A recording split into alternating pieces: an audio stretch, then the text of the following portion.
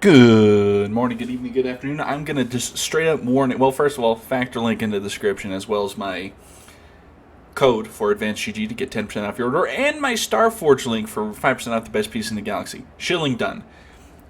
There's going to be spoilers for the new Superman movie ahead. If you do not wish to hear them, click off the video. I will hold no grudge against you. In fact, I will hold you in a high regard because the movie, I will say now, my favorite movie of all time, I know this is kind of like normie whatever pilled, was Rocky IV. It has been dethroned by Superman. And when I say Superman is one of the best films I've ever seen, I've seen hoity-toity French films, okay? I've seen it. I've seen them. I've seen the films that the hoity-toity critics will say, this is what cinema's all about. And it's a metaphor for humanity or whatever. Superman is one of the greatest films I've ever seen. So the build, to get into the video, running Mach 2 bolt gun, Shattering Impact Cavalcade. This is like my default Arbitrator build.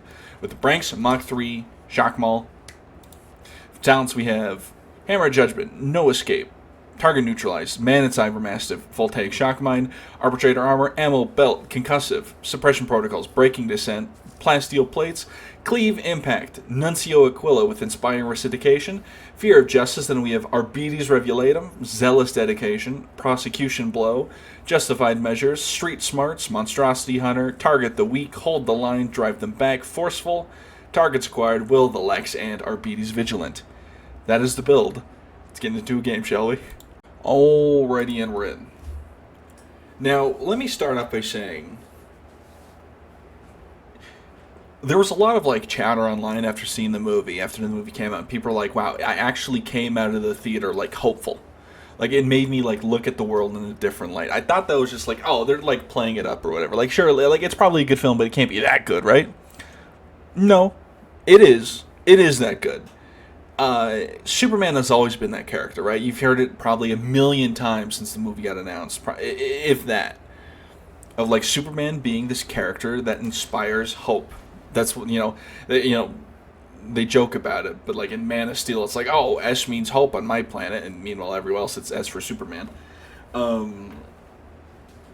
But that's really what he is, and in this film, he is that, because even in not only that, there's a scene towards the end of the film where also people are saying that this is an anti-Israel movie. Holy shit, it is. Metaphor. It's much less a metaphor and more like a punch in the face of, But there's a scene where the Barovian army is assaulting the people of Juntapur. I think I pronounced that wrong. It's Juntapur or something like that. And these kids are holding up this massive flag that they made themselves out of sticks and whatnot. And at the end is a towel that has the S of Superman drawn on it.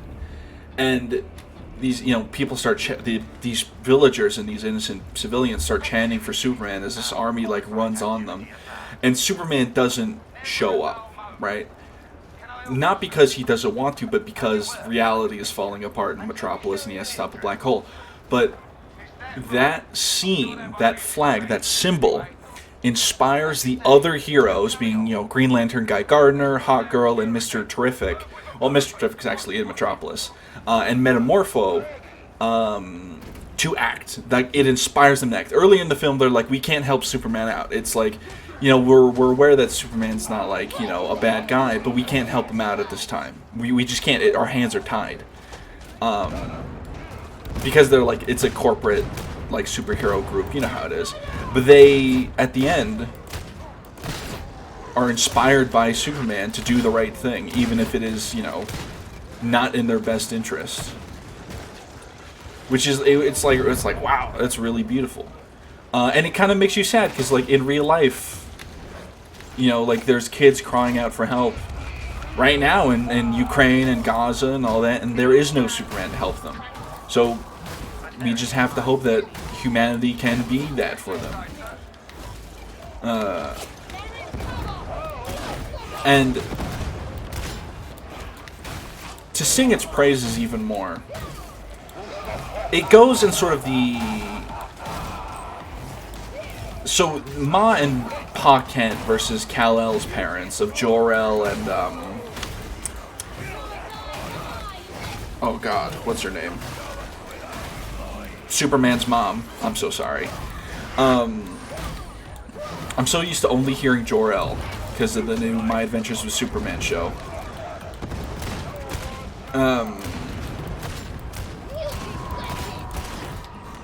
Because in this one, it's like they're telling him to essentially like rule over Earth and like help rebuild like the Kryptonian species with like these Earth women or whatever. You know, very kind of like Viltrumite, not necessarily Viltrumite-esque in the terms of like, you know, conquer by slaves, but like pretty much like, hey, rule over this planet, and if anyone has a problem with that, well, you can throw them into the sun.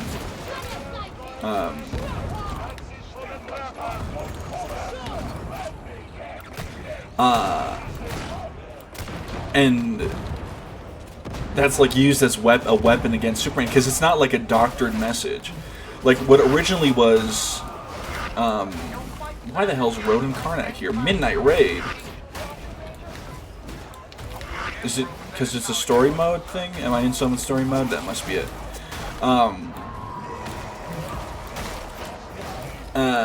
And then like that's essentially like the way Lex gets the AOK to essentially like target Superman with permission of the government, because he gets this damaged voice file originally saying that, you know, from Jor-El to Kal-El, and Jor-El and Superman's mom. I'm so sorry, I can't remember her name. Sol G. I've forgotten L, but he'll get it.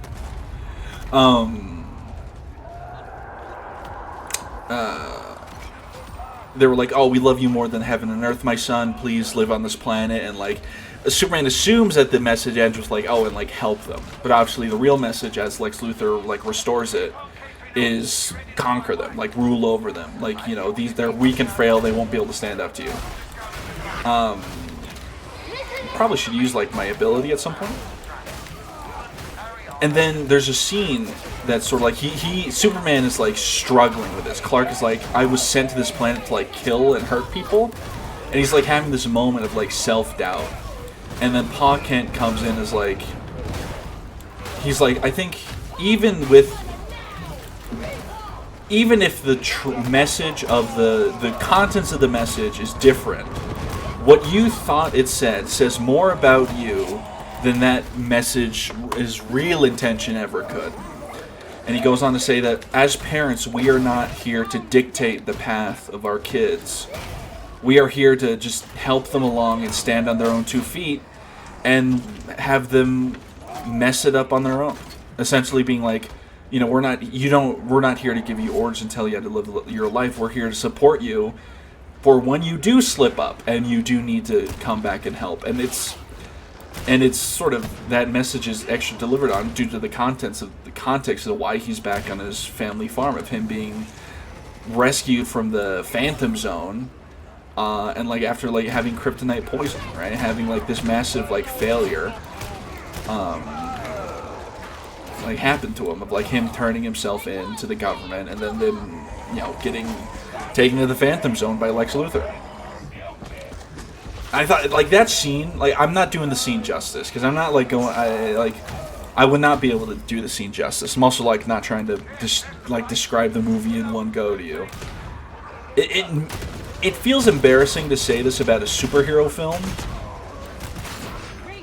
and perhaps, like, it shouldn't, but I genuinely, like, I didn't, like, full-blown cry. I teared up.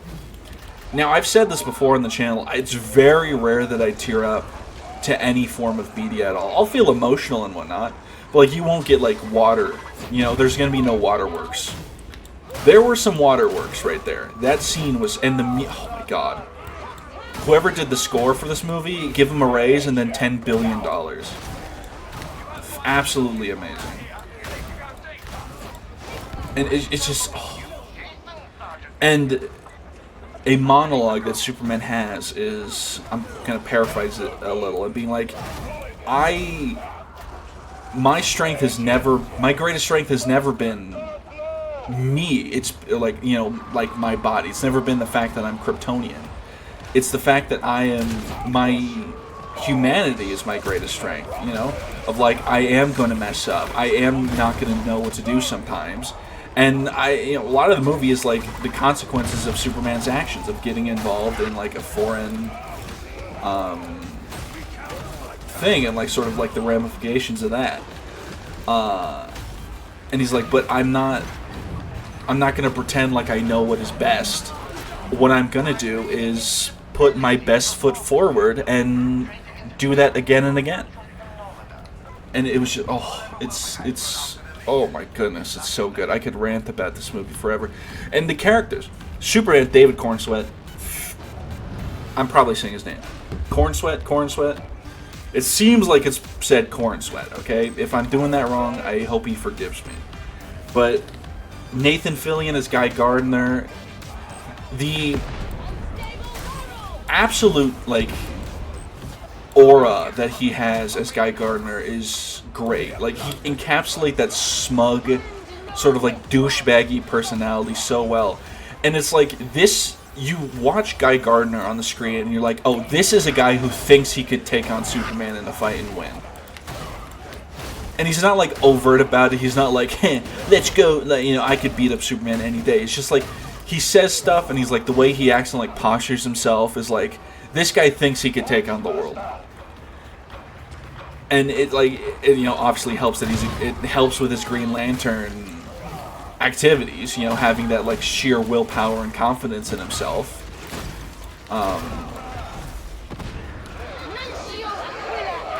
Guy was really pinging himself like we didn't just see him. Come on now.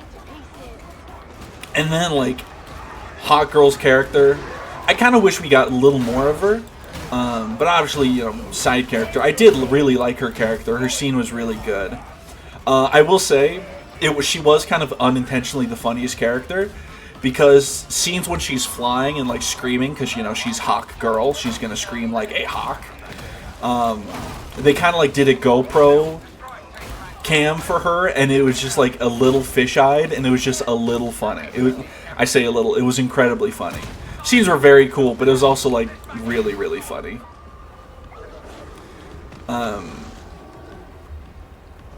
Oh, sorry, I just looked at my Ogryn's names. They're really good.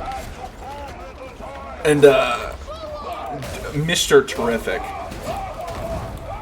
He was honestly like, it's hard to rank him. He's in the top 3. But I think like they're all tied for first between him, David, and Nicholas Hoult. Hold on, let me look at what is the actor's name. Eddie, I'm gonna mispronounce it. Gathegi. I'm so sorry if I'm mispronouncing his name. What a amazing actor! Like absolutely. Like, he played the character.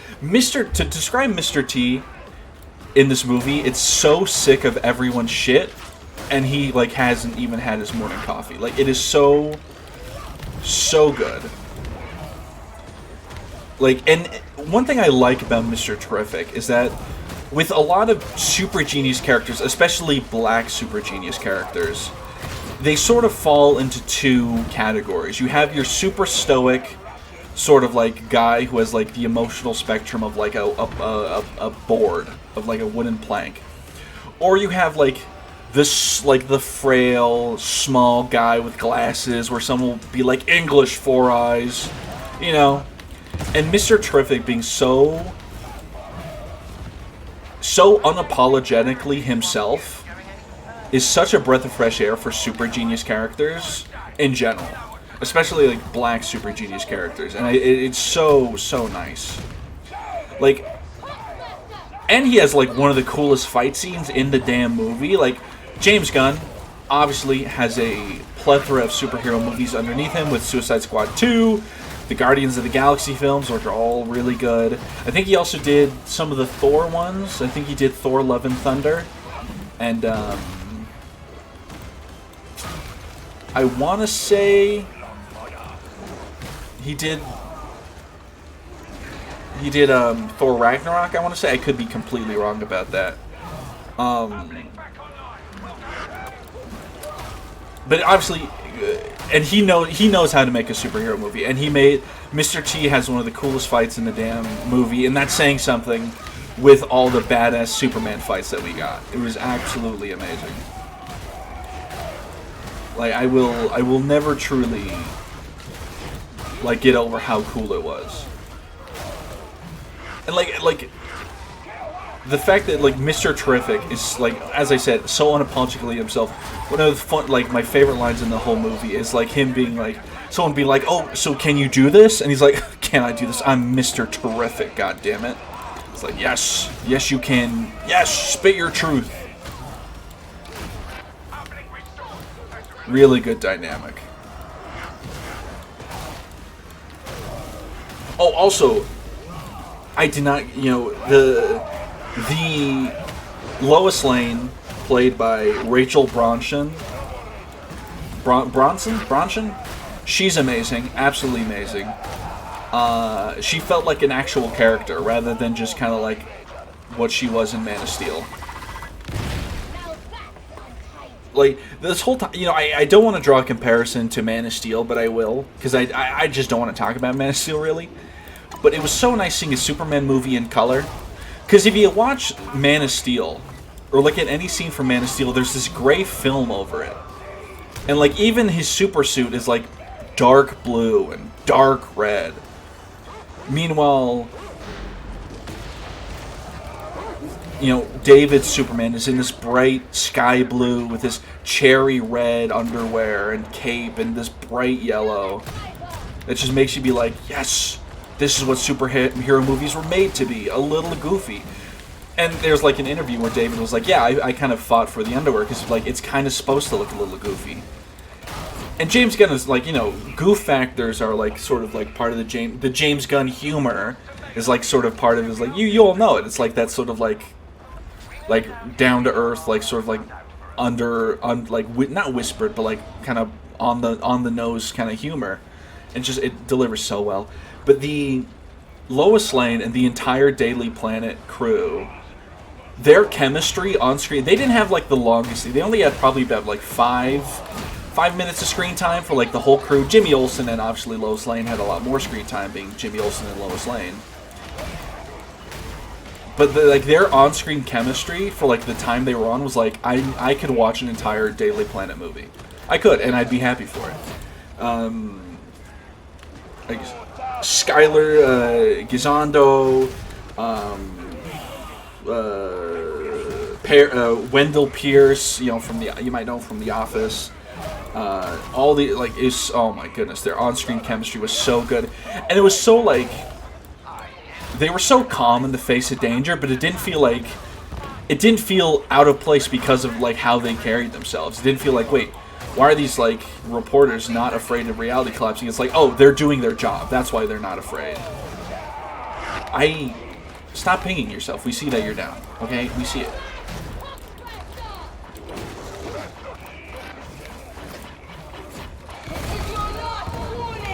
And it was so good. I want more of them immediately. Like, post-haste, actually. And I feel like I haven't said it enough. I haven't said it at all. Nicholas Hoult as Lex Luthor.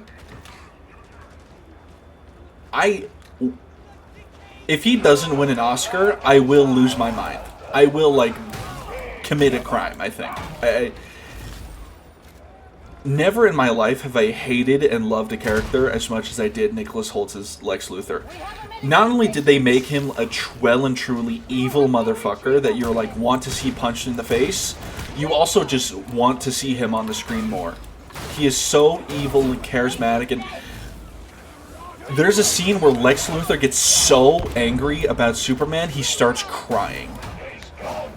It's well and true. Like, that is how it's like you would think that watching Nicholas Hoult on screen with David, you would think that David, like, murdered his parents in front of him. Like, absolutely amazing.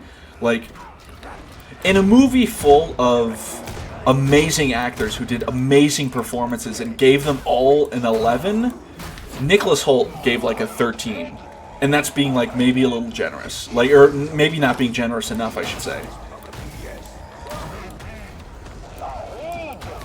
Like, it's like, it's so, like, his line delivery, I won't even be able to, it's like, super man. Like, him saying that was filled with so much vitriol, I felt like he was mad at me. Like, I thought he was angry at me for a moment. I was like, what did I do?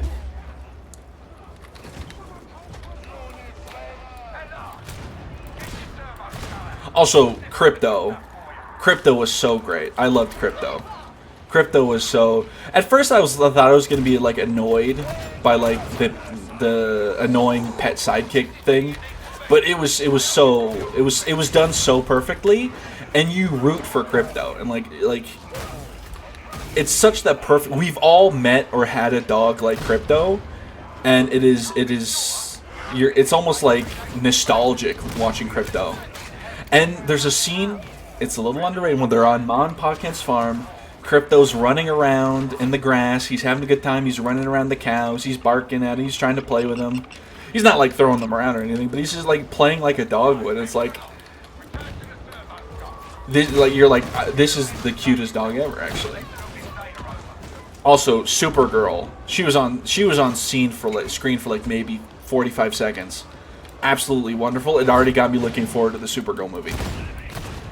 It's so great, so good, and like the fight choreography, absolutely amazing. James Gunn knocked it out of the park. Hashtag the gun was loaded and gunned down my uncle in an alleyway or whatever. The gun that killed Batman's parents. You know, absolutely phenomenal director, that guy. Some people were, like, getting annoyed with him during, like, the press release stuff, being like, why is he everywhere? Shouldn't it just be the cast? No, I think James Gunn should attach his face to anything he makes. He's just that good, and he deserves it.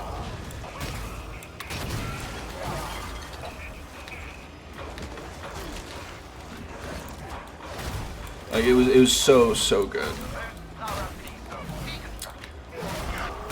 And just, like, the fight scene was so... The fight scenes were so good. It was so, like, in Man of Steel, a lot of the fight scenes were people just flying into each other and, like, dragging them across the concrete. In this one, they were, like, throwing each other around, grabbing Superman by the cape, swinging him around, like, punching him, like, in the face without sending him into a building. It felt so, like, it felt so good to have, like, just a readable, like, superhero fight, which was so nice. And not like a fight where Superman just, like, wins because he's invincible. Like, he's actually, like, you know, he's getting like beat up, but he's not, like, you know, it's never that moment where, like, it's just like, so it all felt like so in Superman's purview. It was so good. Like, it's a 2-hour film, but not a single second is wasted.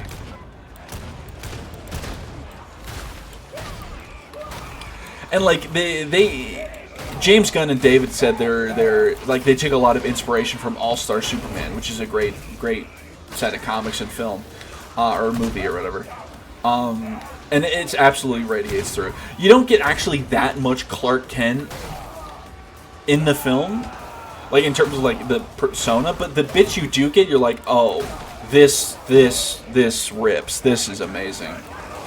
Because it's like, it's essentially like Superman getting a reaction to, like, everyone's opinion on him, like, interfering in the Barovian invasion of Juntapur. I'm probably butchering that name. I kind of, like, in my head I remember what it's called, but I feel like I'm over giving too much mustard. I don't know.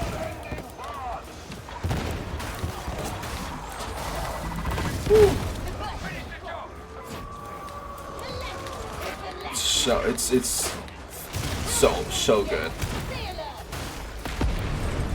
And like, once again, the score, the main theme of the movie, it's like the da da da da da da da da. Like, James Gunn, please, I know if anyone can do it, you can. get Robert Pattinson's Batman on screen with David Cornsett's Superman.